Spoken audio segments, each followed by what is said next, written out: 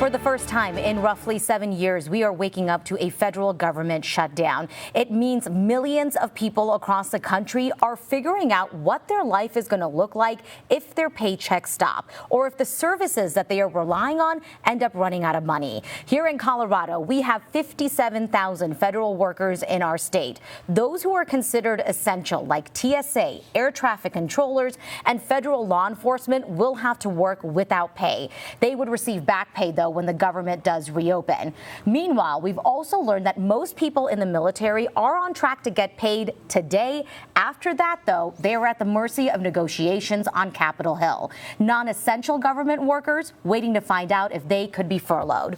Those impacts, of course, will impact your daily routine, so we want to take a look at a few of them. So if you have a flight at DIA, you can expect things to operate as normal despite the shutdown, but you may see some longer lines and wait times at security, as TSA and airport security could be impacted, so be sure to give yourself some extra time. You'll also still get your mail.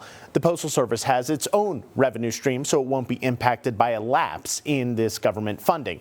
And Social Security, Medicare, and Medicaid payments also won't be affected by the shutdown. These are considered mandatory spending and will remain untouched. Now, the last time that we actually saw a government shutdown was at the end of 2018 and then into the beginning of 2019. It was during President Trump's first term. Lasted for 35 days. So we asked a political science professor at DU what the biggest impact on Coloradans was back then. There's actually a large presence of the federal government here in Colorado. There's a huge office for the Environmental Protection Agency just west of the city. Most of those offices shut down during that government shutdown. All the people who worked there were sent home. So that meant a lot of people that were just sort of out of work, not sure whether they were going to get paid for their time. That also had like kind of a rippling effect where people who sell lunches to those employees and sell coffee to those employees, all of their businesses were really hurting. So one of the many issues that we are keeping very close tabs on right now is if the shutdown could also mean shutting down national parks. And that's a huge part of tourism here. Yeah, it really is. Denver 7's Maggie Bryan is joining us here in the studio. With where the plan stands right now, Maggie, what are you learning? Yeah, I was going through this plan posted by the U.S. Department of the Interior last night. It's pretty much kind of a game plan for what will happen at national parks given this shutdown. And we're learning 64% of the more than 14,000 park employees will be furloughed. But park law enforcement and emergency responders will continue to work. The department says park roads, lookout trails, and open air memorials will generally stay open to visitors, but those emergency services will be limited. So as a general rule, if a facility or area is locked or secured during non-business hours, you can expect it to be locked during this shutdown. And during the last shutdown in 2018, you may remember the Trump administration kept national parks accessible to the public, but many Park Service employees were furloughed. That led to trash piling up and some damage in some parks. In 2013, the Obama administration closed national parks, but some states, including Colorado, paid to keep theirs open. So as far as Colorado national parks, we asked Governor Polis what may happen this time around. Polis told us in a statement he's asking the federal government to keep national parks open and staffed because of its major economic impact for our rural communities.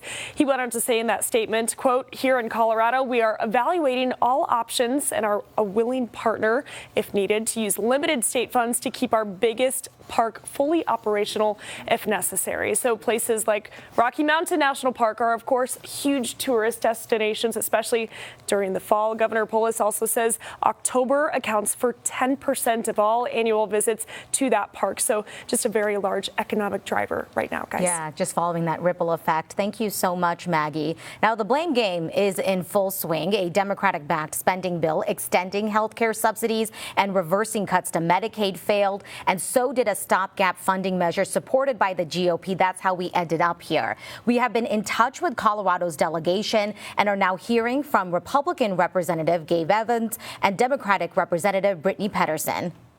Democrats are the ones that are shutting down the government. So if they're back in D.C. right now claiming to be working, this is actually just a smokescreen to be hiding from their constituents. This is unacceptable. This is not how you run a country. And it's not only going to impact services we rely on, the people who are going to be furloughed, fired, or forced to work without pay.